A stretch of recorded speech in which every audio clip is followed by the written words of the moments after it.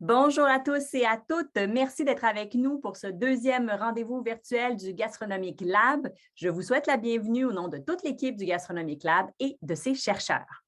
Alors, je m'appelle Catherine Rollet, je suis animatrice et ancienne chroniqueuse gastronomique et j'aurai le plaisir d'animer ces 4 webinaires. Donc, je vous le disais d'emblée, nous sommes maintenant à notre deuxième rencontre. Des rencontres, en fait, qui s'adressent autant aux chercheurs qu'aux restaurateurs et tous les acteurs de l'industrie alimentaire. Alors, sans plus tarder, je laisse la parole aux co-directrices du Gastronomic Lab, Véronique Perrault, professeure-chercheuse à l'ITHQ, et Sylvie Turgeon, professeure titulaire à l'Université Laval. Merci, bonjour Catherine Lune, bonjour à tous. Merci de prendre ce temps pour vous joindre à nous ce matin. C'est avec beaucoup de fierté que nous vous présentons ces rendez-vous. Nous savons que la situation actuelle est très éprouvante pour tout le secteur. Nous sommes de tout cœur avec vous, mais nous avons pu continuer à travailler du côté de la recherche afin d'appuyer le développement des connaissances sur lesquelles pourra se construire l'avenir en réponse aux enjeux actuels de développement durable notamment. Nous apprécions donc grandement votre présence avec nous. Nous aimerions profiter de l'occasion pour vous partager brièvement quelques faits saillants sur notre unité mixte de recherche. Depuis que le Gastronomic Lab a été créé en 2017, ce sont 21 projets de recherche qui ont été initiés, dont la moitié sont toujours en cours. Ces projets s'inscrivent dans l'un ou l'autre de 3 axes de recherche, soit la gestion d'entreprises de restauration, les produits, usages et techniques culinaires ou le comportement des consommateurs, et visent tous ultimement à soutenir la mise en valeur de la gastronomie québécoise par la recherche. Ce sont 23 chercheurs et plus de 7 experts provenant principalement de nos 2 institutions qui ont conçu et mis en œuvre ces projets, très souvent en interdisciplinarité. Tout au long de ces rendez-vous, vous aurez la chance de découvrir quelques-uns des 36 étudiantes et étudiants qui ont contribué grandement à la réalisation des différents projets du Gastronomic Lab depuis 4 ans. 16 étudiants de 2e et 3e cycle universitaire sont impliqués dans des projets de recherche présentement. Mentionnons que des activités pédagogiques permettant une sensibilisation à la recherche ont aussi rejoint plus d'une centaine d'étudiants de divers programmes d'études professionnelles et collégiales. Après un premier rendez-vous cet automne qui a permis d'aborder les modèles d'affaires en restauration qui évoluent particulièrement dans le contexte actuel, nous aborderons aujourd'hui des pratiques liées au développement durable. Dès 2017, nous souhaitions considérer le développement durable, les enjeux environnementaux, économiques et sociaux en restauration. Afin d'offrir des solutions concrètes, applicables en restauration et en services alimentaires institutionnels, nous avons choisi de mettre de l'avant des approches permettant d'évaluer les coûts-avantages de différentes actions. De là, s'est imposé le concept de l'éco-efficience qui sera au centre des présentations d'aujourd'hui. Avec la situation actuelle, ces enjeux sont toujours aussi pertinents. Les pratiques continuent d'évoluer, de s'adapter et nous espérons que ces présentations pourront vous inspirer. C'est maintenant le moment de mettre en valeur les artisans de la recherche au Gastronomic Lab. Nous espérons que ces présentations ainsi que les échanges qu'elles susciteront seront pour vous une source de réflexion et d'inspiration. Bon rendez-vous à tous. Merci, mesdames. Alors, à la fin de chaque grand segment aujourd'hui, vous pourrez poser vos questions aux conférenciers. Et d'ailleurs, puisque c'est important pour nous que vous participiez, on vous présente tout de suite un clip expliquant comment fonctionne la période de questions.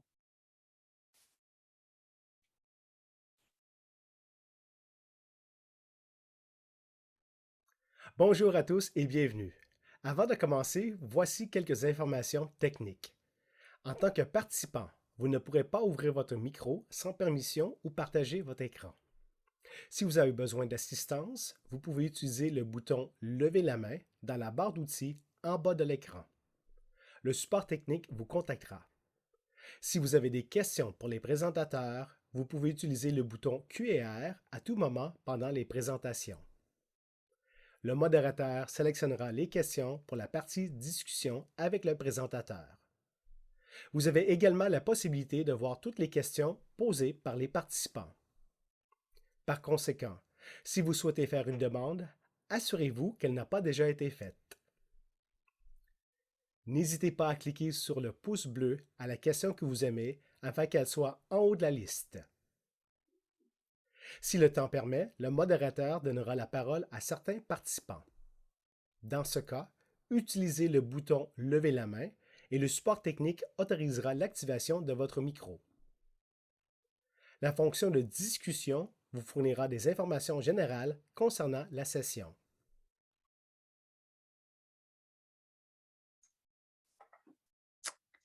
Alors, me revoilà pour vous donner quelques informations sur le déroulement de notre matinée. En première partie, on vous présentera l'écoefficience de façon plus globale. Donc, qu'est-ce que c'est exactement et comment ça se traduit dans notre industrie? En deuxième partie, l'écoefficience en restauration sera abordée en vous présentant l'étude de stratégie pour réduire le gaspillage et ça inclura un témoignage. La troisième partie abordera l'écoefficience en contexte de services alimentaires institutionnels avec un projet visant à augmenter l'écoefficience des menus du jour, suivi d'un témoignage d'un gestionnaire de services alimentaires. Et finalement, nous parlerons de la perception qu'ont les consommateurs de l'information de l'écoefficience des menus.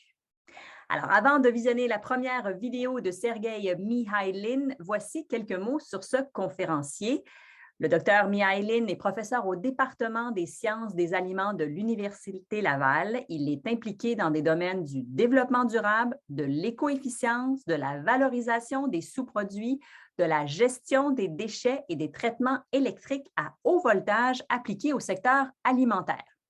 Il est aussi membre de l'Institut de la nutrition et les aliments fonctionnels, du Centre de recherche en sciences et technologies du lait et du laboratoire international associé sur la biproduction d'antimicrobiens naturels. Finalement, il est coprésident de la conférence internationale Green Food Tech. On regarde sa vidéo.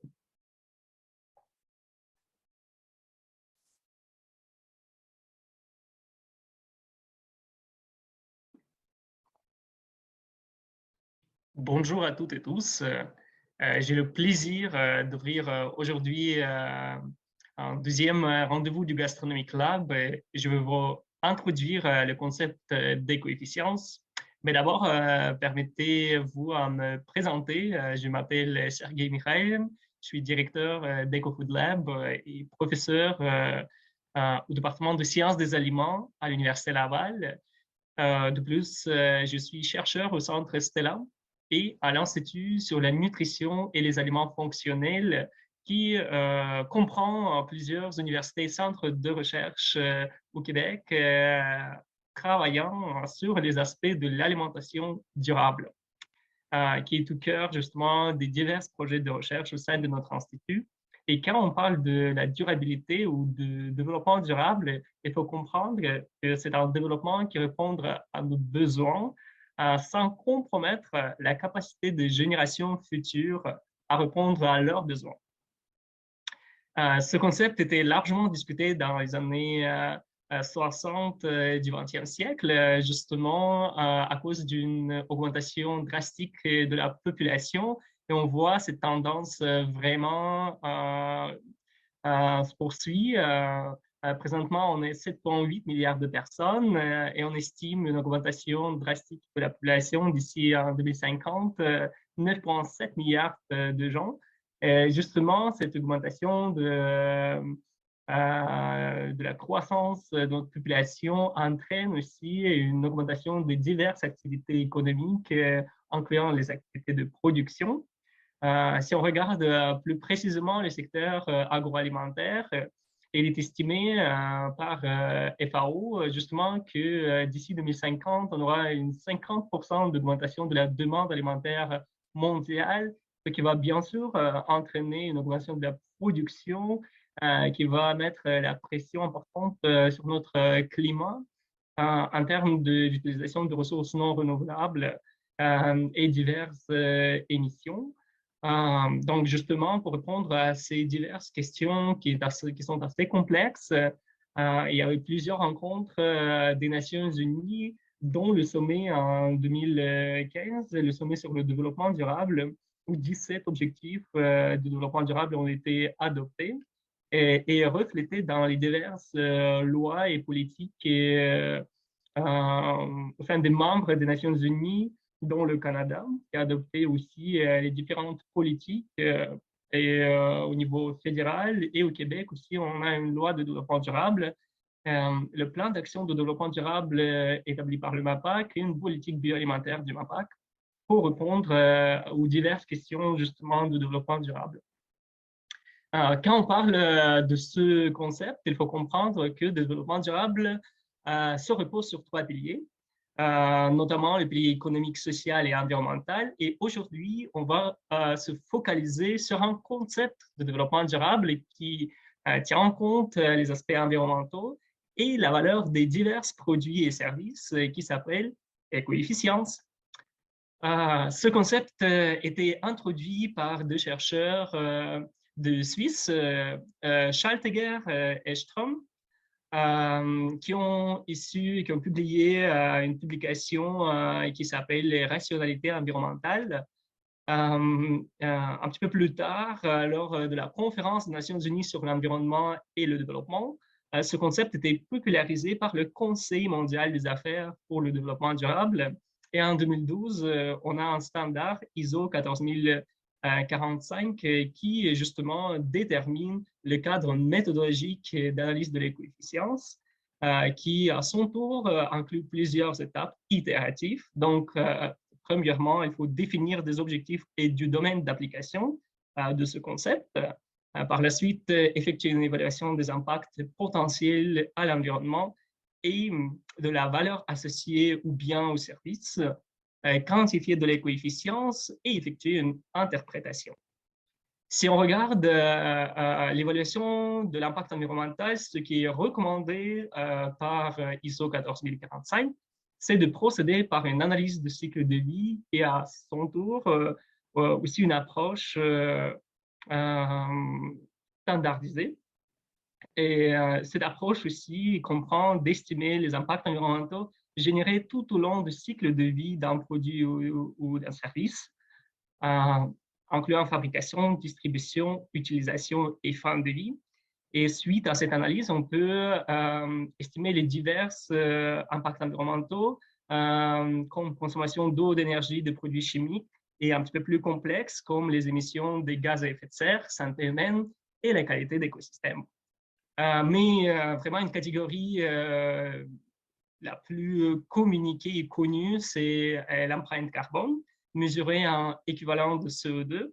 En fait, cette catégorie comprend justement une estimation de divers gaz qui contribuent au potentiel de réchauffement climatique, comme protoxyde d'azote, méthane, qui sont rapportés justement à l'équivalence de dioxyde de carbone. Par exemple, on peut estimer par une analyse de cycle de vie l'empreinte carbone de la poitrine de poulet et comparer aussi à divers produits ou à diverses technologies de la production de cette poitrine. Et de plus, on peut estimer par une analyse de cycle de vie les étapes les plus impactantes dans le cycle de vie de produits, comme par exemple ici, c'est une étape de l'agriculture. Donc, bien sûr, si on veut améliorer la performance environnementale de ce produit, il faut d'abord miser sur la production au niveau d'élevage des poulets pour justement diminuer l'impact environnemental de ce produit. Au niveau de l'implantation de ce concept, justement, il y a quelques exemples qui sont déjà opérationnalisés à l'échelle mondiale. Par exemple, si on achète le ticket de train chez SNCF en France, donc, on peut voir une petite note au niveau d'empreinte carbone de notre trajet. Encore, on reste en France. Il y a une société Bon pour le climat qui contient plusieurs adhérents chefs et restaurateurs. Donc, justement, qui ont participé à plusieurs études. Ils ont partagé leur menu justement pour estimer l'empreinte carbone et pour améliorer la performance environnementale de leur menu. Donc, sur le site Bon pour le climat, on peut retrouver justement ce type de menu avec l'empreinte carbone et les restaurants qui participent à l'étude, justement qui produit le menu de ce type. Aussi, en chaîne Max Burger en Suède adopte cette approche d'analyse du cycle de vie et fait l'affichage justement de l'empreinte carbone de leur menu dans le restaurant en Suède, mais aussi en Europe, en Tunisie et dans d'autres pays. La même approche aux États-Unis était adoptée par Just Salad, où on peut justement retrouver l'affichage de l'empreinte carbone de leur menu. Et au niveau canadien, Northern Climate Stewardship and Sustainability Society, en collaboration avec un restaurant à Edmonton, High Level Dinner, ont aussi effectué un projet pilote où justement ils ont analysé l'impact environnemental de différents items de menu et ont affiché cette information. En tout ce qui concerne la valeur, additionnellement, la valeur était estimée comme la valeur économique qui comprenait par exemple profit net, coût de production ou la valeur physique, unité de ou volume de production. Par contre, la récente ISO aussi introduit d'autres valeurs qui peuvent être considérées dans le concept d'éco-efficience, comme la valeur fonctionnelle, par exemple dans le cas de l'alimentation. Ça peut être qualité nutritionnelle ou effet bénéfique pour la santé, ou par exemple apparence du produit. Si on résume le terme éco-efficience, on peut en résumer dans une formule simple qui comprend justement la valeur du produit ou du service divisée par les impacts environnementaux ou vice-versa. Mais ce qu'il faut bien comprendre avec le terme éco-efficience, c'est un terme relatif. Qu'est-ce que ça veut dire? Ça veut dire qu'un produit A, par exemple, ne peut pas être éco-efficient en soi.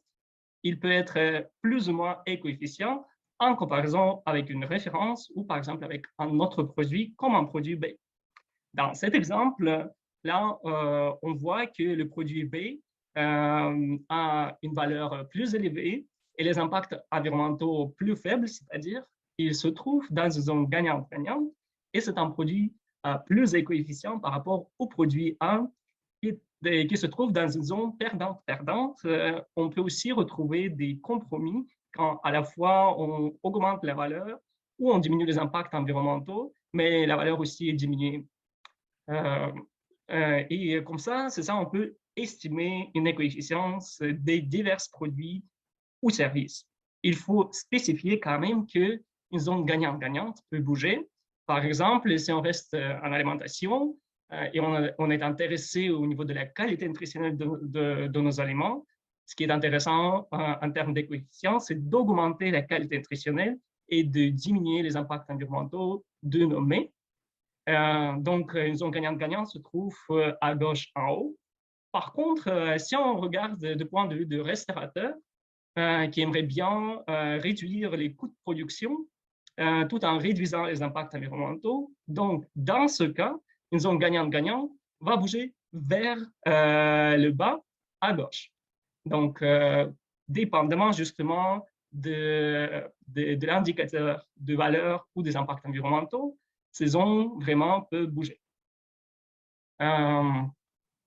En conclusion, c'est ça, je vous ai montré quelques exemples, mais tantôt vous allez voir plusieurs exemples de mes collègues, justement que l'éco-efficience est un outil qui permet de concrétiser les diverses actions de développement durable que vous pouvez mener au sein de vos entreprises. Et aussi, c'est intéressant de point de vue d'affichage auprès des consommateurs, justement parce que lors de deuxième rencontre annuelle des partenaires de la politique bioalimentaire du MAPAC, il y avait une étude du centre Cyrano qui justement présentait les top 5 des choix de société pour le Québec et ces choix incluent justement toutes les questions de l'environnement, de l'alimentation saine, des prix aussi. Donc, je pense que le concept d'éco-efficience peut nous permettre justement à répondre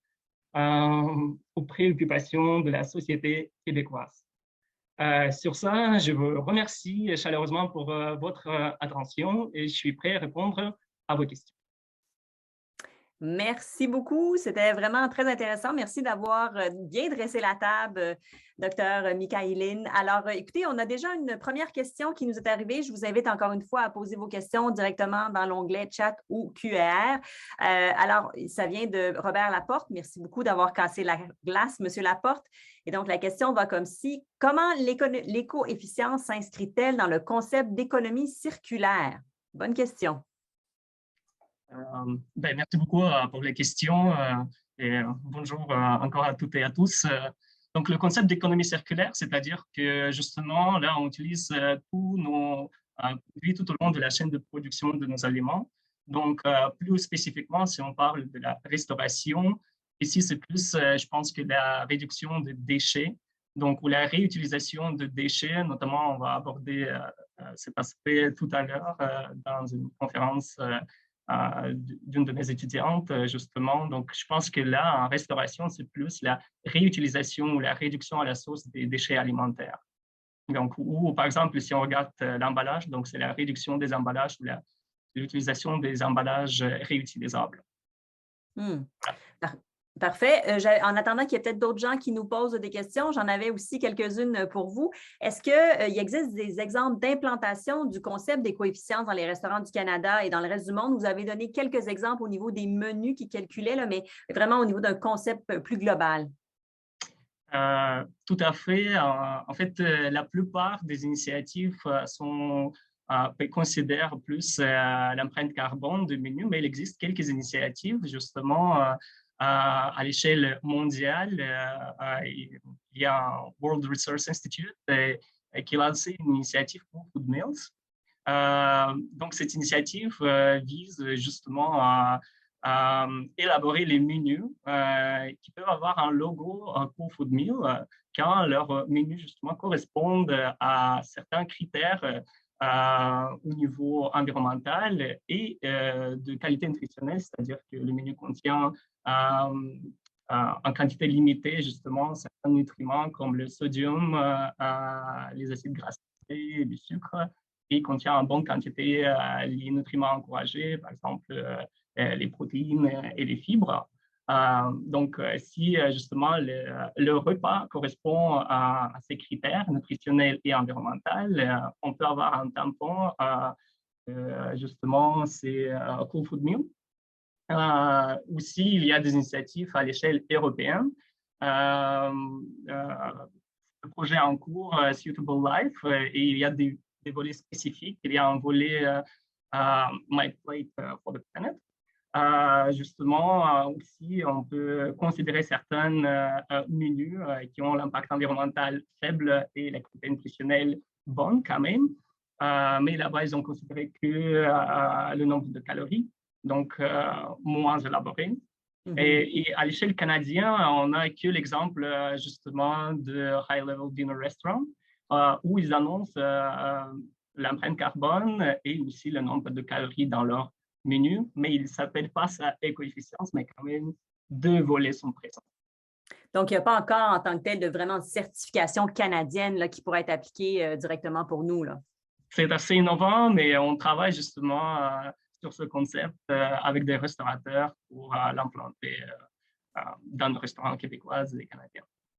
Peut-être que la première étape pour les restaurateurs, ça serait vraiment de pouvoir calculer l'empreinte carbone de leur menu. Vous avez donc parlé de ce restaurant d'Edmonton et de quelques autres à l'international. Comment ça se fait? Est-ce que c'est complexe pour nos restaurateurs?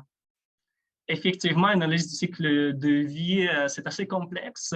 Il y a des exemples comme en Suède, le restaurant Max Burger, qui calculent eux-mêmes leur empreinte carbone. Ils ont été les premières à l'échelle mondiale d'implanter quand même une grande chaîne et il trouve que c'est vraiment pertinent. Par contre, si les restaurateurs n'ont pas de moyens d'effectuer l'analyse du cycle de vie par eux-mêmes, ils peuvent collaborer avec les sociétés, comme justement le restaurant à Edmonton ou un exemple de société Bon pour le climat en France qui collabore avec les chefs. Donc, pour faire ces calculs et pour aussi promouvoir les menus plus durables, plus éco-efficients. Et au Québec aussi, on a plusieurs groupes de recherche, centres de recherche qui travaillent justement, qui peuvent travailler en collaboration avec les chefs pour effectuer une analyse du cycle de vie. Et sinon, aussi, il existe plusieurs calculateurs donc, que les restaurateurs peuvent utiliser pour calculer l'empreinte carbone de leur menu, dont un qu'on a développé à l'Université Laval récemment, qui sera aussi disponible bientôt. Donc, on pourra à ce moment-là avoir de vos nouvelles. D'ailleurs, là, je vois, là, vous êtes en feu, j'ai déjà 5-6 questions à vous poser, là. D'ailleurs, c'était une des questions, quelles sont les ressources nécessaires pour accéder à cette démarche d'éco-efficience? Donc, vous nous dites que l'Université Laval, éventuellement, pourra nous donner des outils. Est-ce qu'il y a d'autres endroits où vous pouvez nous diriger là, très concrètement dès maintenant? Il existe plusieurs calculateurs, même si vous tapez sur Google les calculateurs de l'empreinte carbone, vous pouvez trouver plusieurs. Le calculateur qu'on a développé, c'est quand même, on tient compte aussi des aliments produits localement au Québec. C'est ça. Donc, ça, c'est très intéressant. Mais sinon, je pense qu'un des plus complètes, c'est le calculateur d'Agribalis développé par INRAE en France. Donc, répétez-moi comment ça s'appelle? c'est Agribalis. Donc, Agribalis, parfait. Voilà. OK. Donc, alors, on a une question de Catherine Tananka qui dit « Est-ce que les indicateurs d'empreinte carbone sur les menus sont efficaces pour modifier le comportement du consommateur? » Vous savez, d'emblée, je vous disais, on va en parler à la fin de la matinée, mais peut-être que Sergueï voulait nous dire quelques mots là-dessus. Ce que j'ai dit, quand même, les Québécois sont de plus en plus concernés par les impacts environnementaux. On le voit. Là, je vous ai présenté justement un slide du projet de recherche mené par le Cyrano qui était présenté lors d'une rencontre des joueurs de la politique, d'acteurs de la politique alimentaire du Québec. Justement, Catherine, vous étiez là aussi. Donc, on voit que les consommateurs aiment connaître la provenance des aliments, mais aussi l'impact environnemental et toutes les actions qui sont menées pour réduire l'empreinte carbone. Mais je ne vais pas voler le punch de mes collègues. Donc, d'ici la fin de ce rendez-vous, vous allez avoir la réponse peut-être partielle à votre question aussi. Parfait. Alors ça veut dire rester avec nous jusqu'à la fin. On Voilà. a une question de Lamia Tazi qui dit « Bonjour, est-ce qu'il y a quelque chose qui est fait pour une prise de conscience collective de ce concept d'éco-efficience? » Comme vous le dites, c'est quand même relativement nouveau. Comment donc on pourrait sensibiliser la population à cette réalité? Oui, mais justement, par le biais de ce type de rendez-vous, peut-être aussi une communication dans le média, mais c'est un concept assez innovant, donc on doit en promouvoir de plus en plus, parce qu'il y a des recherches, donc côté recherche, on voit de plus en plus d'articles, mais dans un secteur aussi agroalimentaire, c'est assez innovant, c'est assez récent, mais on voit avec mes collègues aussi que c'est très important en considérant les aspects environnementaux, de considérer aussi d'autres aspects économiques et nutritionnels et tout ça. Donc, voilà. Mais justement, notre prochaine question concerne un aspect plus politique. Quand on parle de changement de comportement, c'est souvent parce qu'on y est forcé. Donc, Carole Roche veut savoir, l'encadrement législatif est-il suffisant? Non, pas encore. Ça, c'est vraiment à développer. Voilà. Et même, je dirais, pas juste à l'échelle canadienne, mais à l'échelle mondiale. Bien sûr, voilà. Bien sûr. Très rapidement, Montréal Métropole en santé se demande, et qu'en est-il de la certification LEAF? Est-ce que ça pourrait s'appliquer donc à cette éco-efficience? Probablement oui, mais éco-efficience, justement, ça comprend plusieurs volets. Donc, si une certification LEAF, justement, comprend plusieurs volets au niveau de valeur de produits et l'empreinte carbone, oui. Parfait. Alors, on a une dernière question de Laurence, en fait, qui dit, est-ce qu'il existe des outils pour aider le calcul empreinte carbone? Donc, vous avez dit, là, on a simplement à se rendre, il y a plusieurs outils en ligne. Il y avait Agrobalise, qu'on peut utiliser peut-être plus spécifiquement pour le Québec. Agribalise est resté à l'affût, justement. Oui, est resté à l'affût, justement. On aura un calculateur disponible très bientôt sur le site de l'Université Laval que vous allez pouvoir utiliser. Et aussi, il y aura un guide de mise en œuvre de certaines pratiques qui peuvent justement augmenter l'éco-efficience dans le domaine de restauration. Donc, ça sera aussi disponible. Bien, merci beaucoup, Dr. Mihailin. Ça a été vraiment très intéressant. Je vous laisse aller pour qu'on puisse maintenant présenter notre deuxième intervenante. Il s'agit de Jade Lévesque. Elle est doctorante à l'Université Laval en sciences des aliments et spécialisée en alimentation durable. Elle vous présentera donc dans la prochaine vidéo son projet mené au restaurant de l'ITHQ qui vise à identifier des stratégies performantes pour réduire le gaspillage alimentaire. Ce sera suivi d'un bref témoignage de Jonathan Lapierre-Réaillem, le directeur de la restauration commerciale à l'ITHQ. Évidemment, Jonathan, vous le connaissez avant de se joindre à l'ITHQ. Il a œuvré au fourneau de plusieurs restaurants de renom au Québec, en Asie et en France. Alors, sans plus attendre, les voici.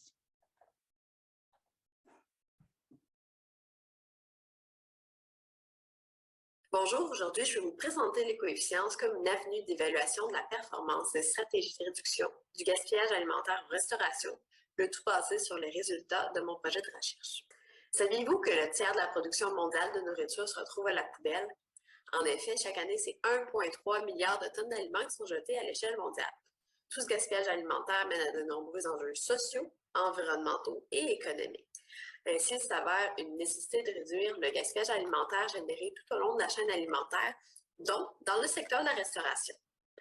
Malheureusement, on retrouve très peu d'informations quant à la performance des stratégies pouvant être mises en place pour réduire le gaspillage alimentaire produit dans ce secteur. C'est donc ce que nous avons désiré évaluer dans le cadre de ce projet de recherche. Nous avons donc réalisé une collecte de données durant 7 jours au restaurant de l'ITHQ. Lors de celle-ci, on a pesé chaque aliment jeté en plus d'identifier la comestibilité et son origine. Une analyse de cycle de vie a été réalisée sur environ 150 aliments pour calculer les impacts environnementaux du gaspillage alimentaire de la production de ces aliments jusqu'à leur traitement par compostage. Nous avons ensuite calculé les pertes économiques associées au gaspillage alimentaire en utilisant les factures d'achat des aliments. Ensuite, nous avons analysé toutes ces données afin d'identifier l'ampleur du gaspillage alimentaire et ses principales causes. Tout d'abord, on a découvert que 19% de la nourriture achetée par le restaurant du THQ se retrouve à la poubelle, ce qui se situe dans les moyennes retrouvées dans d'autres études réalisées dans le secteur. D'ailleurs, la majorité des déchets alimentaires produits pourraient être évités alors qu'il s'agit d'aliments comestibles. De plus, il a été découvert que la réduction du gaspillage alimentaire pourrait réduire les coûts d'achat des aliments de 15% et réduire les impacts environnementaux du restaurant associés à l'achat de ces aliments jusqu'à 17%. Également, nous nous sommes aperçus que bien que les légumes représentent la majorité du gaspillage alimentaire en termes de poids, c'est plutôt la viande et les produits de la mer qui représentent la majorité des impacts environnementaux et des coûts du gaspillage alimentaire. C'est donc ces aliments qui doivent être priorisés dans la réduction du gaspillage alimentaire. Par la suite, en fonction de tous ces résultats-là, on a déterminé 20 stratégies qui vont être mises en place dans le restaurant du THQ pour réduire son gaspillage alimentaire. Elles ont été subdivisées selon l'origine du gaspillage alimentaire, soit les restes d'assiettes, les déchets globaux générés en cuisine, la préparation, les surplus et l'entreposage. Par la suite, on a utilisé des données d'articles scientifiques en plus de consulter le directeur de la restauration du restaurant du THQ et sa chef de cuisine pour déterminer le taux de réduction du gaspillage alimentaire qui peut être atteint par chaque stratégie.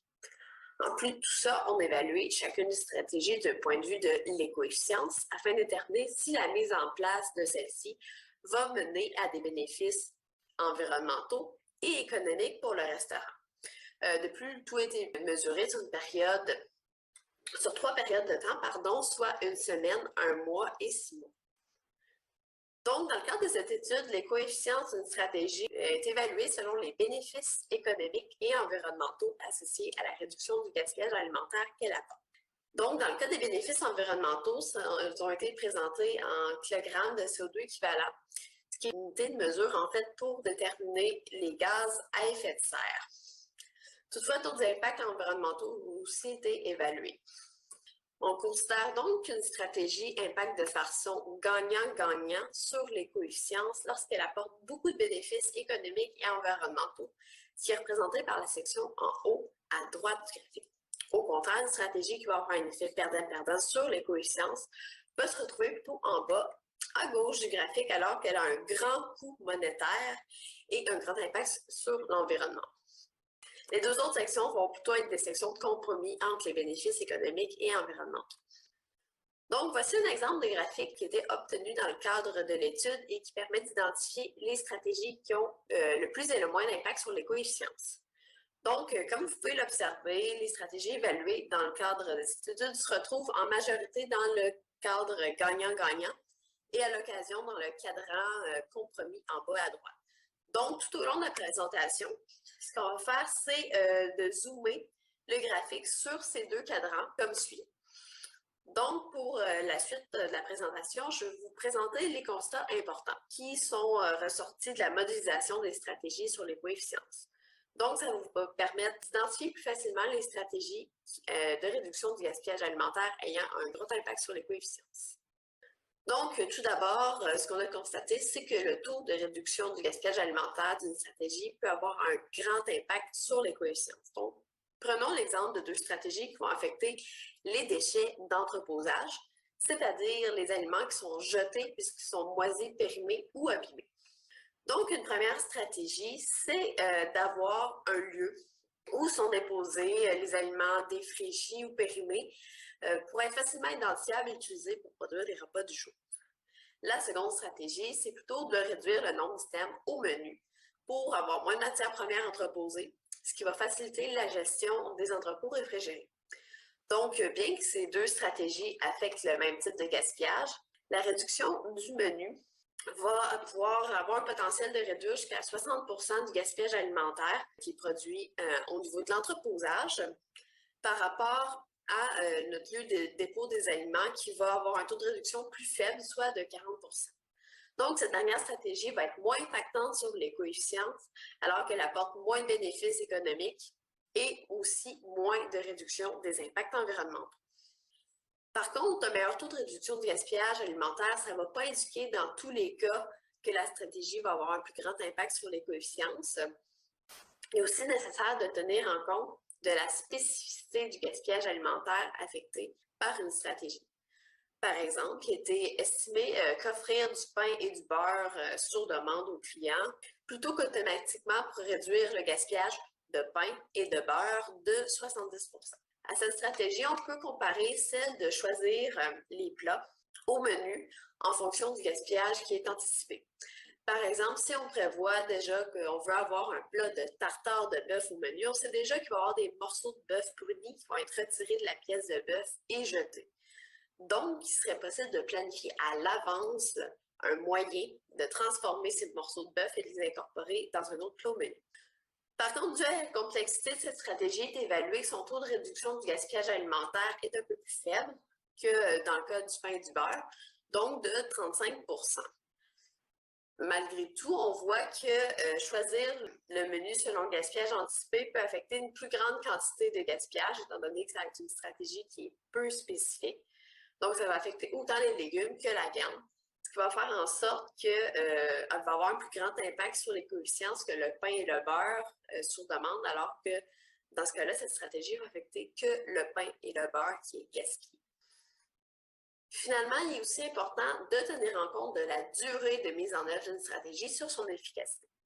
Donc, en effet, si on prend l'impact d'offrir une formation à tous les employés en cuisine sur le gaspillage alimentaire, et dans un deuxième temps, apposer des affiches de sensibilisation sur le gaspillage alimentaire en cuisine.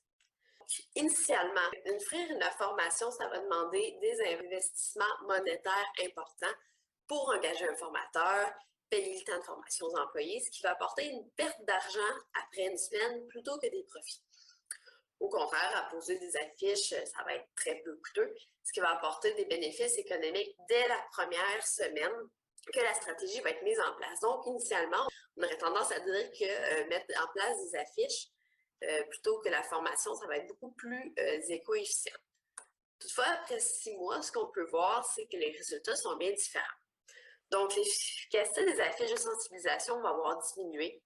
Puis, on va avoir atteint un important retour sur investissement dans le cas de la formation.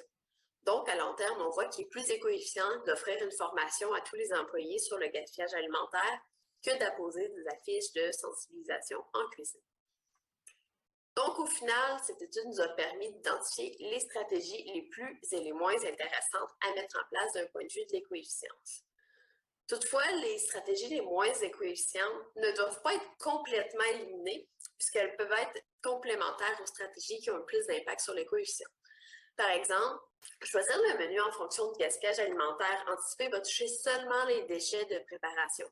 Donc, ça peut être facilement complémenté en offrant du pain et du beurre sur demande, alors que cette dernière stratégie va plutôt affecter les restes assiettes.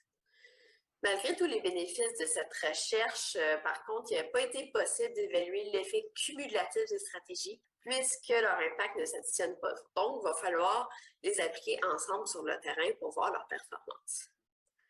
De plus, des travaux sont présentement en cours pour évaluer les facteurs qui vont impacter sur la mise en place des stratégies.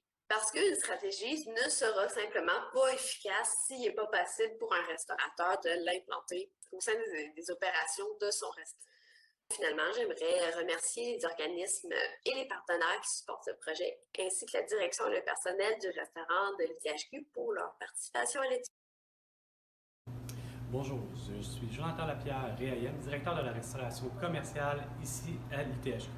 À l'ITHQ, nous avons 2 restaurants d'application, la Relève Gourmande, le restaurant de l'Institut, une cafétéria, un café étudiant, un bar, de la revente aussi avec les produits qui sont transformés dans les cours au 3e étage. Nous avons accueilli l'étude sur les coefficiences du Gastronomic Lab ici au restaurant de l'ITHQ avec Jade Lévesque. Suite à l'étude qui a été faite, on s'est rendu compte qu'on avait quand même un haut pourcentage de gaspillage alimentaire en restauration. On parle, nous autres, à peu près, on est en bas de 20 %. La moyenne mondiale, on parle de 33 %. On n'est pas les pires, mais il y a une place d'amélioration très certainement. Grâce à cette étude, on a pu cibler où il y avait le plus d'impact. On s'est rendu compte qu'on avait beaucoup de gaspillage alimentaire sur les fruits et légumes avec les épluchures de carottes ou autres qu'on peut transformer, très peu avec les viandes et poissons, mais cette partie-là, viande et poissons, c'est elle qui a le plus d'impact sur l'environnement. Donc, on s'est dit, on va peut-être cibler nos efforts sur réduire encore plus nos pertes alimentaires avec les viandes et les poissons. Généralement, grâce à cette étude-là, on s'est rendu compte de où pouvaient provenir nos pertes alimentaires. C'était soit dans des assiettes trop grandes, des portions un peu trop grosses, ça peut être aussi l'entreposage qui peut être défaillant, et aussi trop de choix sur un menu. Il y a des exemples frappants, comme le pain et le beurre, qui sont servis systématiquement à nos clients dans un restaurant, peu importe s'ils en font la demande. Ça générait énormément de pertes. C'est qu'on a décidé maintenant de revoir notre formule et on se questionne maintenant sur le fait, est-ce que le pain devrait être mis systématiquement ou on va le faire à l'offre et à la demande? On va commencer à tester cette technique-là à la demande du client. Ça demande une adaptation aussi de consommation. Ça va être très particulier. Mais on pense que c'est vraiment important de travailler sur les coefficients ici, surtout à l'ITHQ, parce qu'on a un côté enseignement qui est très présent, mais on forme la relève du futur et on voit clairement que le système de la restauration, du tourisme au sens large aussi, s'en va vers le développement durable. Acheter local, je pense que tout le monde l'a vu avec la pandémie, on l'a tous fait, tout le monde s'est conscientisé là-dessus. Mais l'enjeu qui commence à ressortir maintenant, c'est l'environnement, parce qu'on va avoir des changements climatiques majeurs. Il faut conscientiser maintenant les plus jeunes étudiants pour qu'eux prennent la relève après sur le marché et qu'ils apportent des changements qui soient plus majeurs dans le domaine de l'éco-efficience. Alors, merci beaucoup, Jade et Jonathan. Écoutez, je trouve ça vraiment intéressant qu'on parle de gaspillage alimentaire. Je me rappellerai toujours une entrevue que j'avais faite avec un producteur de bœuf et qui m'avait dit « Je ne peux pas concevoir que 40 % de la viande, parce que lui, il l'avait appliqué à lui-même, que 40 % de ce que moi, je produis va être mis dans la poubelle. Je travaille tellement fort, ça me décourage complètement. » Et ça m'était vraiment resté en tête, cette idée qu'effectivement, par respect même pour nos agriculteurs, c'est un peu triste tout ce gaspillage alimentaire. Alors, peut-être rapidement, on a une question de Rémi Couture qui veut savoir est-ce que le restaurant de l'ITHQ dans lesquels les expériences ont été réalisées fait face aux mêmes réalités de pénurie de main-d'œuvre qualifiée que les autres restaurants? Parce qu'évidemment, là, on parlait de formation, etc. C'est peut-être du temps qu'il faut prendre davantage avec votre personnel. Jonathan, est-ce que tu veux nous dire quelque chose là-dessus? L'étude a été faite juste avant la pandémie, donc les enjeux de main-d'œuvre étaient un peu moins présents. C'est sûr que l'ITHQ, on a des étudiants, il y a peut-être un peu moins d'impact sur la quantité de main-d'œuvre disponible, mais c'était pré-pandémique l'étude. OK, parfait. Jade, peut-être concrètement, tu as donné quelques idées comme ce qu'on pourrait faire, mais est-ce que tu as d'autres choses à dire à nos restaurateurs s'ils veulent vraiment essayer de diminuer leur gaspillage alimentaire? Oui, merci pour la question. Tout d'abord, la première chose à faire pour un restaurant ou un autre établissement alimentaire qui voudrait réduire son gaspillage alimentaire, c'est vraiment de faire un état des lieux. Donc, tout d'abord, on veut commencer par savoir approximativement quelle quantité d'aliments est jetée. Donc, on peut faire une pesée de poubelles ou juste calculer le nombre de poubelles, par exemple, qu'on utilise dans une semaine, juste pour avoir une idée, grosso modo, à quoi ça ressemble. Aussi, c'est vraiment probablement de faire une observation. Donc, on veut savoir c'est quoi les principaux aliments qu'on jette et leur cause. Donc, qu'est-ce qui se passe? Pourquoi ces aliments-là se retrouvent à la poubelle? Et bien sûr, ici, est-ce que c'est des aliments qui sont, je dirais, qui ne peuvent pas vraiment être comestibles? Donc, on ne considérera pas, par exemple, que des os de poulet, mis à part faire un fond, au final, les os de poulet vont se retrouver à la poubelle quand même. Donc, on ne considère pas que c'est du gaspillage alimentaire versus des aliments, ça peut être simple, là, comme des pelures d'agrumes à première vue. C'est sûr qu'on jette ça, mais on peut faire plein de choses avec ça. On peut les faire confire. Donc, il y a vraiment plusieurs possibilités. Donc, je dirais évaluer la quantité, trouver les causes, trouver c'est quoi. Aussi, on veut mettre l'emphase sur les viandes et les produits de la mer qui sont jetés parce qu'on a vu que c'est ça, en termes de coûts et d'impacts environnementaux, qui est le plus important. Puis, finalement, ce qui est le fun ensuite, c'est peut-être d'organiser une petite rencontre d'équipe. Ça peut être tout le staff au complet ou seulement un gestionnaire pour essayer de déterminer c'est quoi les stratégies qu'on peut mettre en place tout en tenant compte des 3 éléments qui ont été mentionnés dans la présentation. Donc, on veut savoir, essayer de trouver des stratégies qui ont un bon taux de réduction du gaspillage alimentaire. Donc, c'est sûr qu'on va viser quelque chose. Par exemple, on a vu que réduire le pain et le beurre de 70 % c'est super pour ces aliments-là. Ensuite, la spécificité, on veut avoir des stratégies qui sont peut-être plus globales, comme de la formation, par exemple, où est-ce que là, on va aller affecter autant les déchets d'entreposage que les déchets qui sont réalisés au niveau de la préparation. Donc, ça, c'est vraiment bien.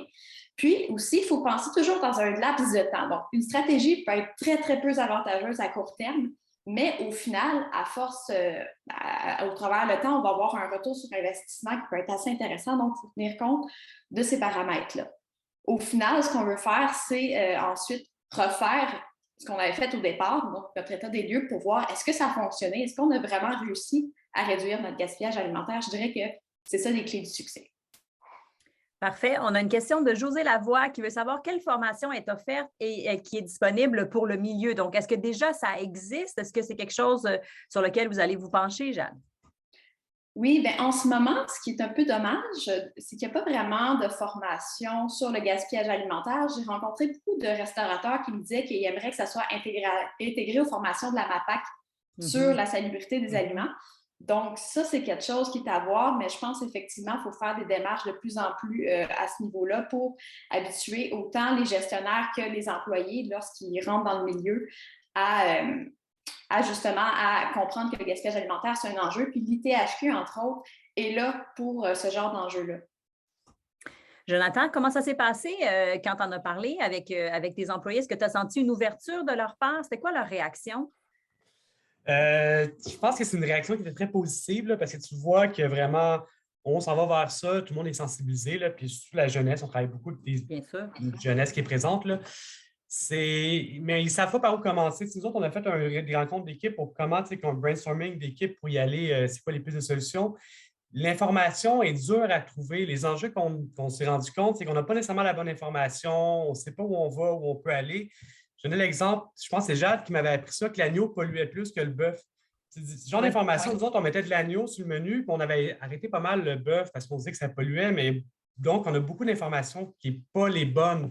Donc, ça demande beaucoup de temps de recherche, puis les gens, ils sont aptes à y aller, mais il faut y aller avec eux autres, avec les employés. Il faut les accompagner. Directement. Alors, Jade, maintenant, qu'est-ce qui se passe avec l'étude? Est-ce qu'il y a encore de la participation qui est nécessaire? Oui, donc là, on est rentré dans une nouvelle phase, je dirais, de l'étude où est-ce qu'on cherche à savoir auprès de divers restaurateurs, c'est quoi les enjeux qu'ils ont pour appliquer les stratégies? Est-ce qu'il y a des barrières? Est-ce qu'il y a des éléments qui vont faciliter la mise en place des stratégies? Donc, en ce moment, ce qu'on fait, c'est des entrevues avec eux. En fait, on en a fait sur place, mais c'est principalement à distance à cause de l'état actuel des lieux. Puis, d'ailleurs, on cherche encore des participants. Si vous êtes intéressés, on cherche des propriétaires, des chefs de cuisine, des gestionnaires qui voudraient participer à ces entrevues-là. C'est des entrevues d'environ 60 minutes, donc c'est pas énorme, pour discuter justement des stratégies qui sont mises en place pour réduire le gaspillage alimentaire dans votre restaurant, comment vous faites pour réduire le tout, mais aussi quels sont les éléments barrières, facilitateurs qui vous empêchent ou facilitent la mise en place de ces stratégies, tout ça dans une perspective d'éco-efficience. Parfait. On vous redonnera quelques informations là-dessus, comment rejoindre les gens de l'étude si vous avez envie de participer. Mais avant ça, j'ai 2 dernières questions à vous poser. Il y a Will Nguyen qui veut savoir, est-ce que des applications comme Sauvegarde ou Too Good To Go peuvent contribuer significativement à réduire le gaspillage alimentaire, autant dans les restaurants que dans les commerces? Qu'est-ce que vous pensez de cette approche-là? Je pense que ça va dépendre du type de restauration et les secteurs ciblés. Des petits restaurants, Too Good To Go, je pense qu'il n'y a pas assez nécessairement de volume pour un petit restaurant qui peut se faire des ventes, mais sur des plus gros volumes, des pâtisseries, des boulangeries à plus gros volume, je pense qu'il peut avoir un impact qui est significatif là, sur ce volet-là. Parfait.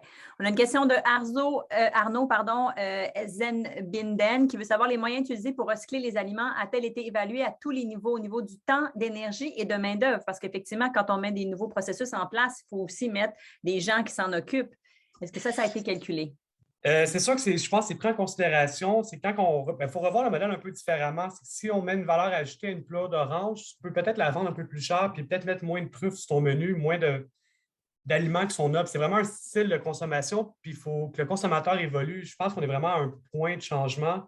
Le consommateur commence à être prêt, il est de plus en plus prêt, dans le fond, à manger différemment.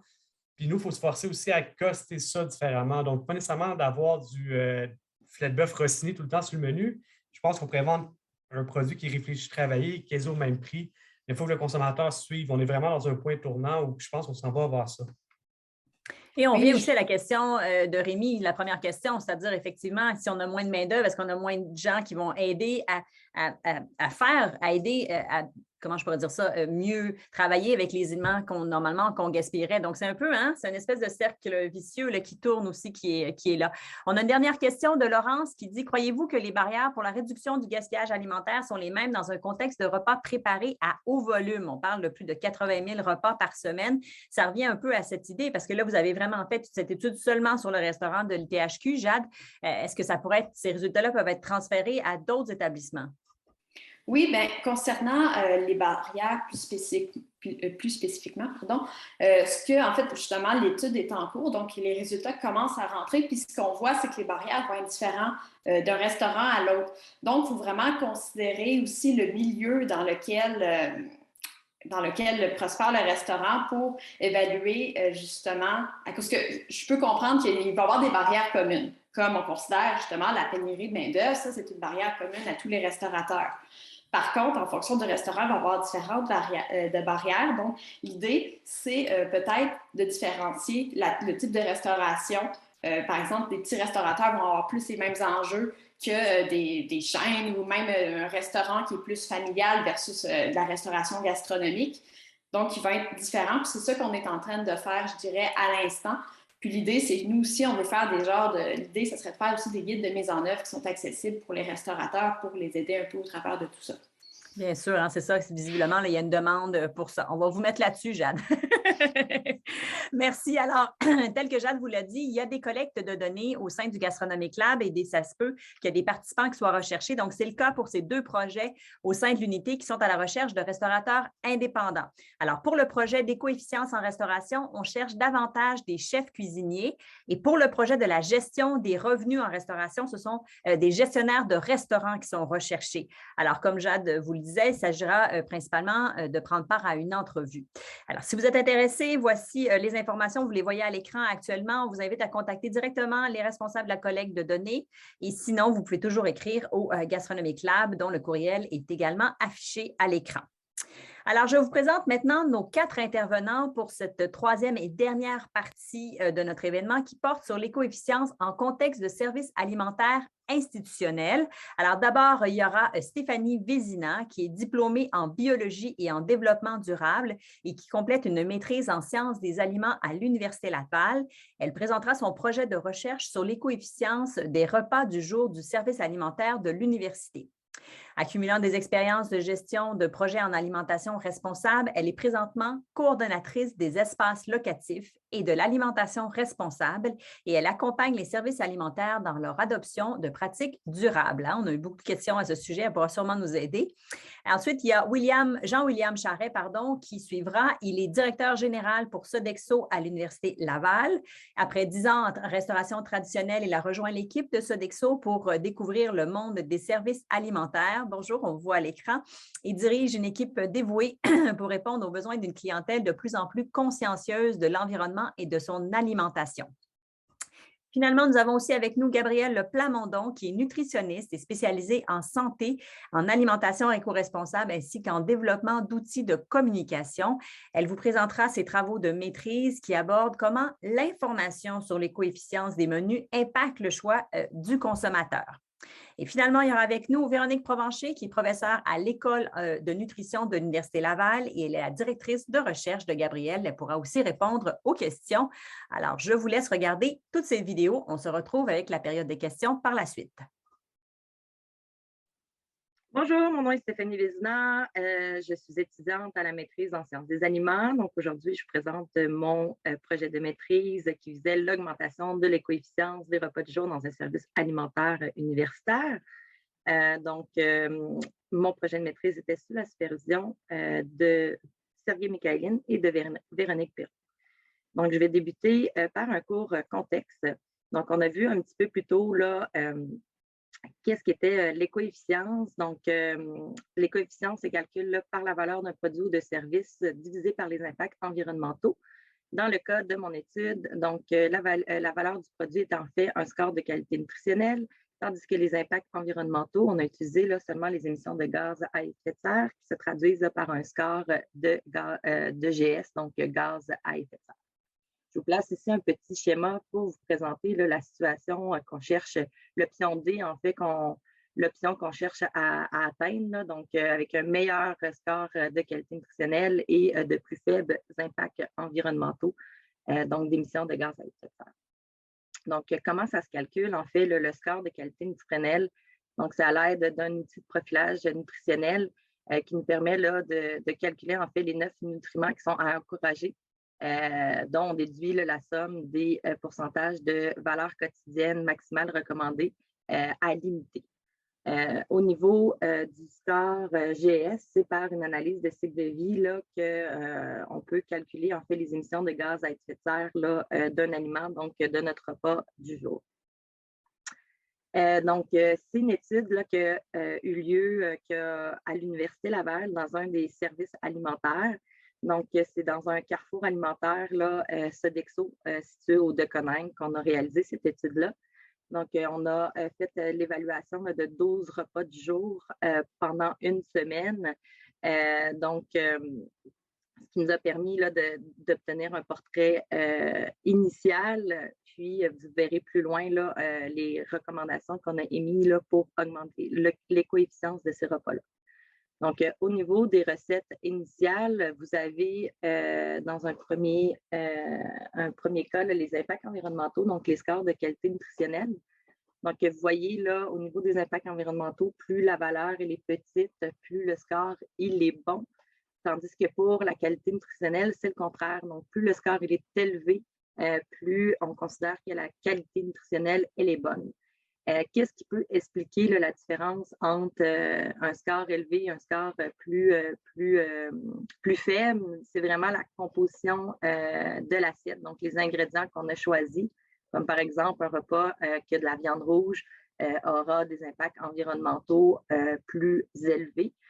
Au niveau du score de qualité nutritionnelle, c'est vraiment au niveau des nutriments qu'on va voir une variation là, au niveau de la composition des assiettes. Au niveau des résultats de score d'éco-efficience, donc encore une fois, c'est plus le score il est élevé, plus le score d'éco-efficience il est bon.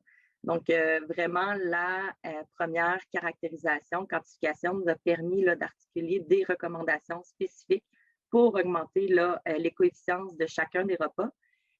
Puis c'est ensuite par modélisation des résultats qu'il a été possible de calculer l'éco-efficience des nouvelles recettes. Donc, c'est évidemment un travail. Là, on a eu des discussions basées sur les résultats de la première quantification avec l'équipe de recherche, la nutrition et des impacts environnementaux. Mais on a également discuté avec le service alimentaire pour voir si en fait nos recommandations pouvaient être implantées dans le service alimentaire en question. Donc, au niveau des impacts des stratégies sur l'éco-efficience, donc on peut voir ici que de façon globale, les recommandations, l'adoption des recommandations ont permis d'améliorer l'éco-efficience de 20 % et ce qui a permis également de réduire les coûts de 17 % des recettes pendant une semaine complète. Donc, ici, je vous montre un exemple spécifique de burrito au bœuf. Donc, vous avez vraiment la recette initiale avec les différents scores et la recette améliorée. Donc, pour vraiment passer des scores d'éco-efficience de la recette initiale à la recette améliorée, on a recommandé des recommandations spécifiques, comme par exemple de diminuer la quantité de bœuf et de fromage pour aider à diminuer les gras saturés, puis l'empreinte carbone également. pour pallier à la diminution là, de la quantité de bœuf, on a augmenté la portion d'haricots noirs, ce qui permet d'augmenter les protéines, le fer, le magnésium, mais également les fibres. Également, pour cuire la viande, il y avait un bouillon en fait qui était utilisé, donc on l'a retiré pour diminuer là, la quantité de sodium. Donc, c'est quelques petites recommandations qu'on a faites qui ne dénaturent pas la recette en soi, mais qui vient vraiment améliorer là, le score des coefficiences. Puis ici, je vous ai placé là, à la fin pour comparer, par exemple, là, avec un burrito végétarien. Qu'on voit qui augmente les coefficiences, mais également diminue les coûts de production là, de la recette de façon assez considérable. Donc, je vais poursuivre ici en vous présentant, en fait, toutes les recommandations spécifiques, on les a articulées en recommandations générales pour qu'un service alimentaire puisse les adapter là, de façon globale sur ces recettes, en fait. Sur les menus cycliques, puis l'ensemble des recettes. Donc, tout d'abord, là, on propose de favoriser l'utilisation d'aliments d'origine végétale. Ensuite de ça, de choisir judicieusement les aliments protéinés d'origine animale parce qu'on peut voir une certaine différence entre, par exemple, une viande rouge versus une viande blanche comme du poulet, par exemple. Donc, la variation là, des émissions de gaz à effet de serre est assez importante.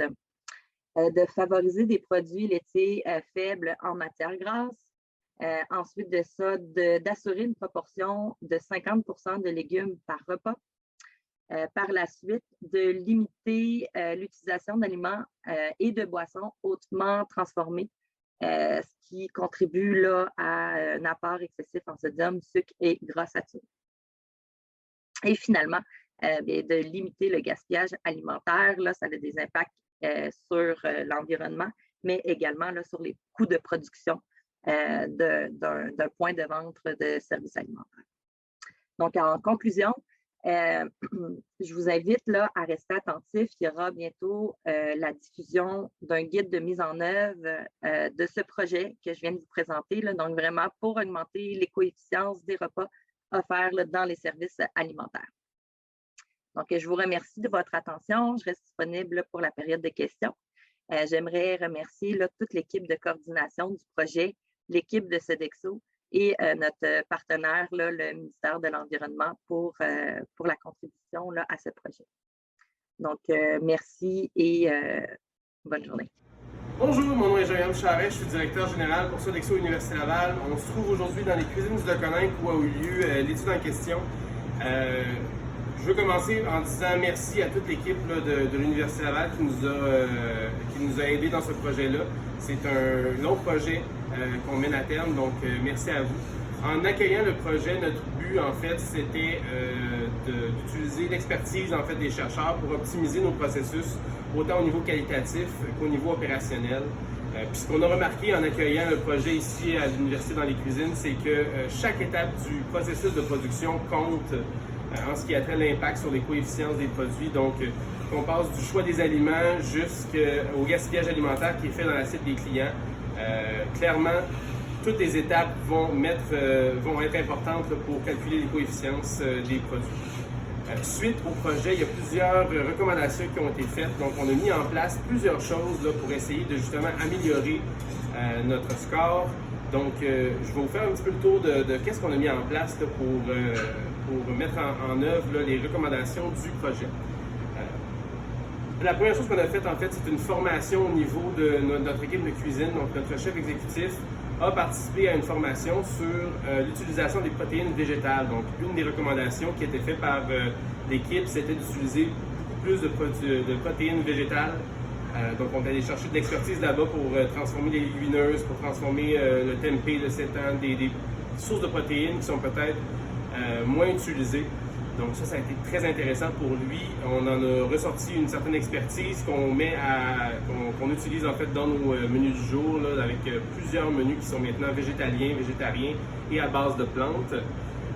On a aussi favorisé l'approvisionnement local et de saison, évidemment. Donc, si la nourriture a besoin d'être transportée moins longtemps, ça a évidemment un effet positif là, sur le produit final et l'éco-efficience. On a également aussi mis en place la machine que vous voyez à côté de moi qui se trouve être le Lean Pack, qui se veut être une machine qui va calculer en fait le gaspillage alimentaire fait au niveau de la production. On est capable de suivre en temps réel toutes les retailles de légumes ou de fruits qui sont faits à même la production. Donc, on est en mesure de faire des plans d'action par la suite pour réduire ce gaspillage alimentaire-là qui est fait au niveau de la production, chose qu'on n'avait pas avant. Évidemment, on a fait une révision du menu en ce qui a trait les portions et ce qui a trait les proportions de légumes. Donc, une des recommandations, c'est évidemment de suivre le guide alimentaire canadien avec 50% de légumes dans l'assiette et également réduire les portions en fonction du gaspillage alimentaire qu'on voyait chez les clients. Donc, en conclusion, pour nous, ça a vraiment été une expérience très enrichissante. On était très contents de pouvoir, en fait, être le cobaye de cette étude-là et de donner à l'université l'opportunité de mettre en application les recommandations qu'ils ont faites là, face à l'éco-efficience des menus du jour. Donc, merci beaucoup et j'espère que vous avez apprécié la présentation. Bonjour à tous, je m'appelle Gabrielle Plamondon, je suis nutritionniste de formation, puis j'ai terminé ma maîtrise en nutrition là, au mois de septembre 2021, maîtrise que j'ai effectuée dans l'équipe de Dr Véronique Provencher. Puis, ça me fait vraiment plaisir là, de vous parler brièvement des résultats des travaux de mon projet de maîtrise, en fait, qui portait notamment sur l'impact de l'information sur l'éco-efficience des menus, sur la perception et les choix des consommateurs. Avant de commencer, je tiens à souligner là, que ce projet a bénéficié d'une aide financière du gouvernement du Québec et répondait aux objectifs du plan pour une économie verte 2030. Donc, fait assez bien connu et bien établi aujourd'hui, en fait, nous savons que les habitudes alimentaires sont des déterminants majeurs de la santé d'une population. Mais nous savons également là, que nos choix alimentaires réalisés au quotidien exercent également un impact considérable sur l'environnement, notamment là, sur les problèmes reliés au changement climatique. Le fait de prodiguer ces informations aux consommateurs, notamment via des logos, ça représente un outil de communication important et ça pourrait être très prometteur là, pour transmettre des informations concernant la qualité nutritionnelle et l'impact environnemental là, de leurs divers choix d'aliments, pour les sensibiliser d'une part, mais également pour les aider là, à faire des choix plus sains et plus éco-responsables là, lors de la prise de repas à l'extérieur de la maison. Puis à cet effet, je vous ai mis quelques petits exemples là, justement de logos.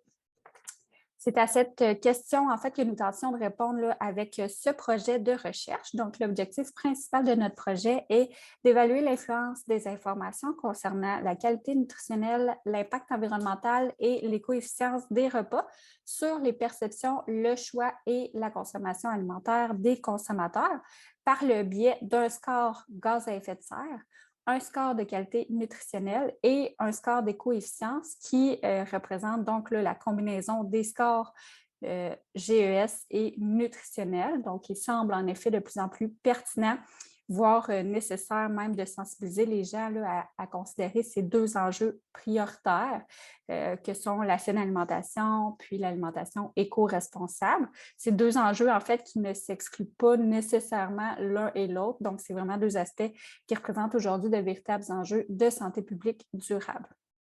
De plus, l'effet de présenter en fait l'éco-efficience sur les perceptions et les comportements des consommateurs ne semblait pas avoir été étudié outre mesure là, avant ce projet de recherche, d'où sa très grande pertinence en fait.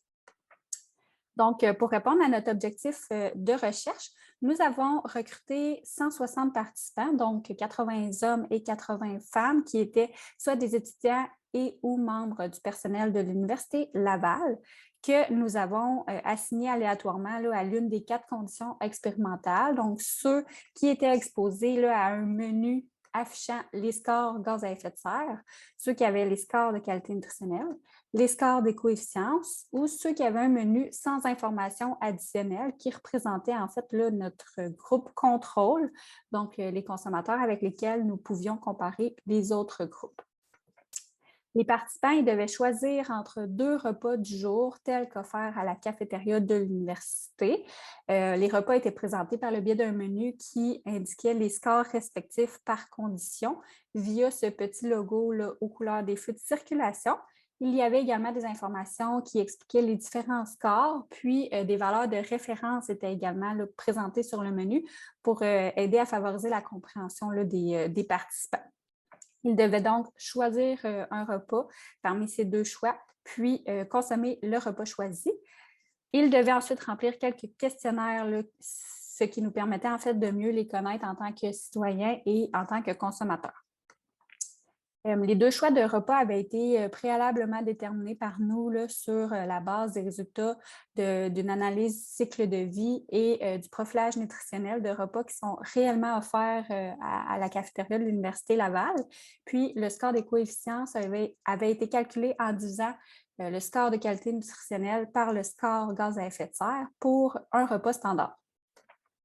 L'objectif réel de l'étude n'était divulgué qu'à la toute fin de la rencontre. Puis, je tiens à vous souligner en fait que le repas de poulet, en fait, c'était le repas qui avait les scores les plus favorables là, pour chacune des 3 conditions expérimentales.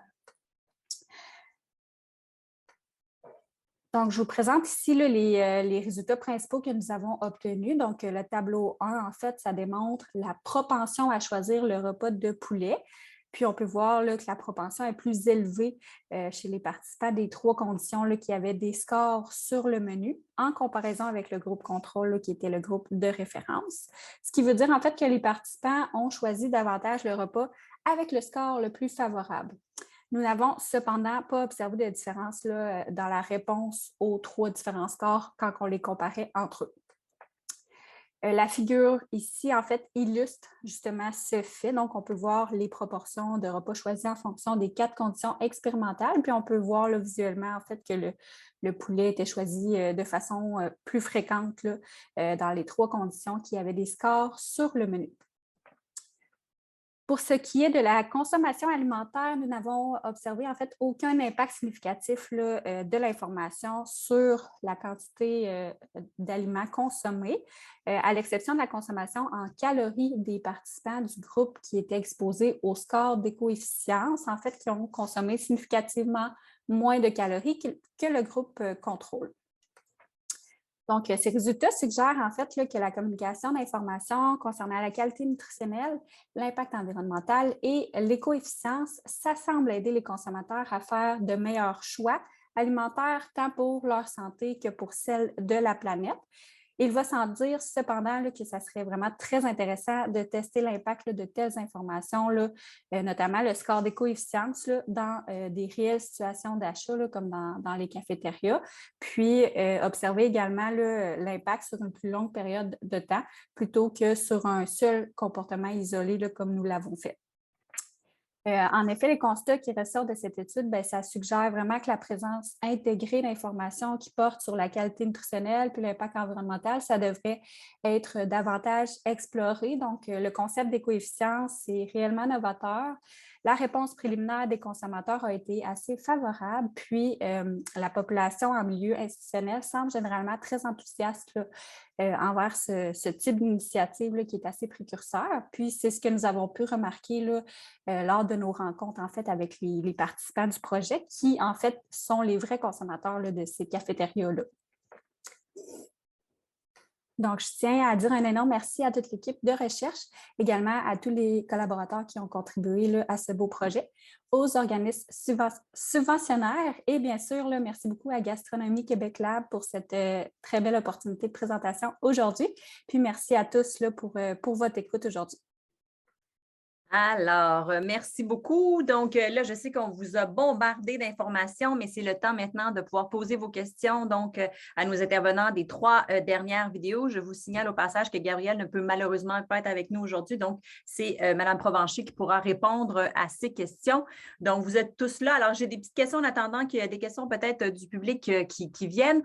Si on reste avec cette étude donc de Gabrielle, Mme Provencher, est-ce que vous pensez que d'avoir fait cette étude-là auprès des étudiants ou des travailleurs issus du milieu universitaire a pu influencer les résultats? Hein? Comme tout à l'heure, on se posait la question, est-ce que ce qui a été fait à l'ITHQ pourrait être représentatif de ce qui pourrait être fait, par exemple, dans une cuisine institutionnelle? Est-ce qu'on aurait obtenu des résultats différents si ça avait été dans la population générale?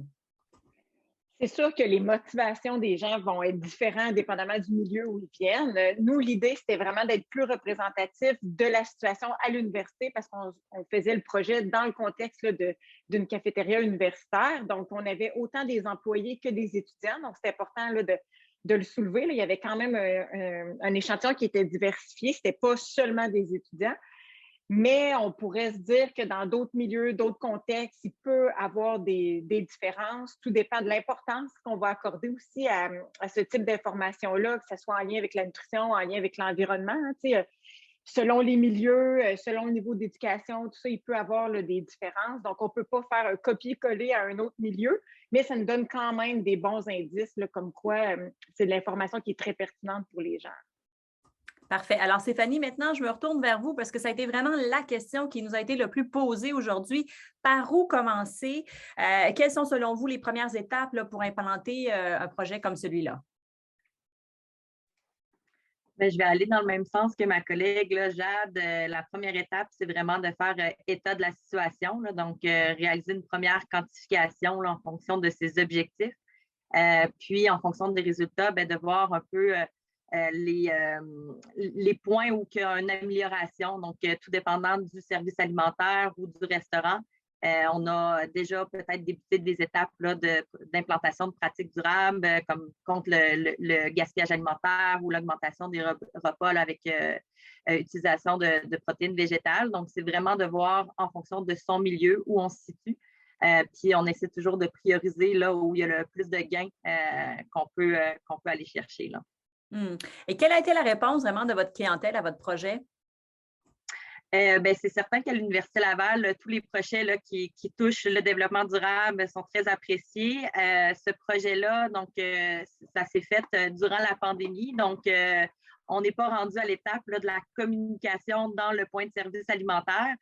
Donc, c'est des étapes là, à venir. On pourra certainement bientôt mettre justement notre guide de mise en œuvre. Puis, l'implantation de cette stratégie de communication-là dans les services alimentaires. Donc, le projet n'a pas été encore là, communiqué sur place, si on veut. Là. OK, je comprends. Et Jean-William, s'il y a des gens qui nous regardent actuellement, là, qui hésitent à se dire, parce que c'est peut-être pas des petits restaurateurs, c'est peut-être pour vous, comme vous, de la restauration à plus grande échelle, qu'est-ce que vous leur donneriez comme information? Leur donner un petit coup de pouce, peut-être leur dire pourquoi ils devraient se lancer? Bien, je pense que le projet d'éco-efficience que Stéphanie nous a présenté, c'est la cuisine du futur, en fait. C'est une cuisine qui se veut sans compromis. Donc, on y va avec quelque chose qui est bon pour l'environnement, qui est bon pour la santé, mais qui est aussi bon au goût. Fait que je pense que c'est vraiment pertinent dans le tournant où est-ce qu'on est, où est-ce que les consommateurs changent d'habitude de consommation, où est-ce qu'on a vraiment un levier pour introduire des nouveaux changements, des nouvelles façons de faire. Donc, il ne faut pas hésiter, il faut prendre le taureau par les cornes puis commencer quelque part, là, puis mettre en application ces nouveaux concepts innovants. Là. Sodexo est une grande entreprise. Est-ce que vous pensez qu'il y a d'autres institutions à l'intérieur de Sodexo qui pourraient être intéressées à mettre ce concept de l'avant?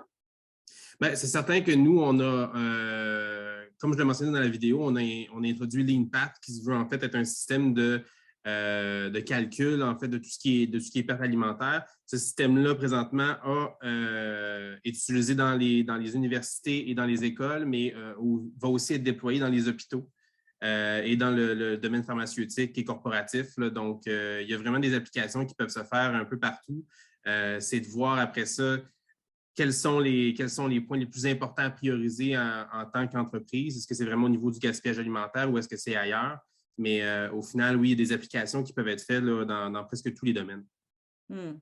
Merci. Et là, je vous le dis, on va terminer bientôt notre événement. Donc, vous avez vraiment des questions, c'est maintenant que ça se passe. Ne vous gênez pas pour les écrire donc dans l'onglet Q&R. Véronique, moi, j'aimerais savoir, on a parlé beaucoup de 3 différents types d'informations qui ont une influence favorable donc sur les choix des restaurants. Mais si on a, parce qu'on a parlé beaucoup du consommateur qu'on doit assurément éduquer, mais si on a à prioriser vraiment un type d'information pour tenter d'influencer leur comportement alimentaire. Laquelle, donc, information pensez-vous qu'on devrait mettre de l'avant? Est-ce qu'on pense l'information nutritionnelle, le GES ou éco-efficience? C'est une bonne question, puis c'est vraiment difficile de répondre là, avec les résultats qu'on a obtenus parce que l'un et l'autre avaient un impact là, similaire sur le choix. Donc, on n'a pas été, c'était ça qu'on voulait faire, en fait, là, voir laquelle pouvait être un petit peu plus, avoir un effet un petit peu plus important, puis ils sont toutes égales. Donc, je pense que ça dépend vraiment du contexte dans lequel on se trouve, dans le milieu. Est-ce qu'on a accès à l'information nutritionnelle de nos menus? Est-ce qu'on a accès à l'information sur les GES? Si on est en mesure d'avoir l'accès à ces 2 informations-là, les combiner, c'est sûr que c'est, si on veut, l'idéal parce qu'on donne la plus grande partie là, de l'information aux consommateurs. Donc, je pense qu'il faut vraiment s'ajuster. Puis d'autre part, il faut aussi faire ce genre de projet-là dans un contexte réel où on va être capable de voir maintenant là, que si je vois toutes sortes d'informations, lesquelles, moi, comme consommateur, je vais retenir, puis qu'est-ce qui va aussi influencer. Donc, comme on dit souvent, des fois, trop, c'est comme pas assez. Donc, si on donne trop d'informations aussi, ça peut nuire à la rétention. Donc, c'est trouver le bon équilibre là, entre les deux. Oui, puis des fois, je me disais, quand on regardait la comparaison, il y avait des fois des aliments qui étaient bons d'un point de vue nutritionnel, mais moins bons au niveau de l'éco-efficience. Ça peut être un grand casse-tête aussi là, devant nous. Là. Exactement. Puis nous, dans notre cas, on a fait exprès de choisir 2 items au menu qui étaient quand même assez différents. Puis autant, pour GES ou nutrition, on arrivait à peu près là, au même score. Mais effectivement, il y a des aliments pour lesquels ça peut être des fois inversé. Donc, c'est pour ça que la combinaison éco-efficiente est intéressante parce qu'on vient vraiment mettre les 2 scores ensemble puis on interprète un peu le résultat pour la personne au lieu d'avoir à faire le choix là, entre les 2 informations. Donc, on est en exploration, c'est nouveau. Gabriel l'a bien dit, il n'y a pas beaucoup d'études sur le sujet, là, donc il y a encore d'autres choses à découvrir. Là. Alors, les questions commencent à entrer. J'en ai 2. Une première de Malek Enafer qui dit « Bonjour, merci pour ces présentations. Je voudrais savoir où et quand est-ce que le guide éco-efficience des repas offerts, guide de mise en œuvre, sera disponible? Est-ce que quelqu'un a la réponse? » Je peux peut-être y aller. Donc, il est en révision en ce moment. Là, donc, d'ici peut-être 1 mois ou 2, là, sur la page probablement de l'Université Laval, on pourra le mettre en ligne. Là. Donc, l'objectif, c'est de le rendre le plus disponible pour l'ensemble des institutions. Donc, d'ici 1 mois ou 2. Parfait, merci beaucoup. Une autre question de Rémi Couture qui voudrait savoir, pensez-vous que la législation concernant l'application de ce genre d'informations sur les emballages alimentaires plus industriels, gaz à effet de serre, score nutritionnel, etc., pourrait évoluer rapidement au Québec? Est-ce qu'effectivement, ça pourrait devenir, on revient à cet aspect législatif là, obligatoire et nécessaire? Bien, si je peux me permettre, c'est une bonne question. Puis pour avoir une bonne législation, il faut avoir confiance aux données, en fait, là, le calcul là, des données. Puis on est encore en train de générer ces données-là. Fait qu'il y a comme, je dirais, il faut encore être patient. J'ai l'impression que ça va prendre, oui, éventuellement là, de la législation, mais il faut en même temps développer les outils qu'il faut pour après être en mesure là, d'appliquer le tout. Là. Fait que c'est une équation, en fait, là, qui vont ensemble. Mais pour ce qui est de la nutrition, c'est déjà quand même assez avancé là, pour ce qui est du calcul là, des scores nutritionnels, le tableau de valeur nutritive qui est déjà obligatoire là, sur tous les aliments. Là. Donc, l'aspect environnemental, c'est ça ici là, qui est à poursuivre là, davantage là, dans les prochaines années. Qu'on pourra voir. Alors, j'ai une dernière question, à moins qu'il y en ait quelques-uns qui se décident. Ah, je vois qu'il y en a d'autres qui rentrent. Alors, une troisième question. Serait-il envisageable de charger plus cher aux clients qui choisissent les aliments moins éco-efficients? Donc, est-ce qu'on peut pénaliser par ceux qui font les moins bons choix? On peut penser quand on taxe, par exemple, la malbouffe ou les boissons gazeuses, on peut être un peu dans cet esprit-là. Qu'est-ce que vous en pensez? Bien, de mon côté, c'est certain que par la nature même de l'aliment, dans le fond, les produits qui sont moins éco-responsables se veulent plus cher, dans le sens où est-ce que souvent la provenance des aliments qui constituent ces produits-là font que le coût de production est plus élevé. Donc, par le fait même, en fait, ces items-là qui sont moins éco-efficients se veulent plus cher que peut-être les options qui seraient beaucoup plus éco-efficientes. Ben ça serait bien. On a une question de Will Nguyen qui veut savoir comment pouvons-nous éduquer activement le consommateur pour qu'il l'applique au quotidien et ne pas réserver cela juste au secteur professionnel?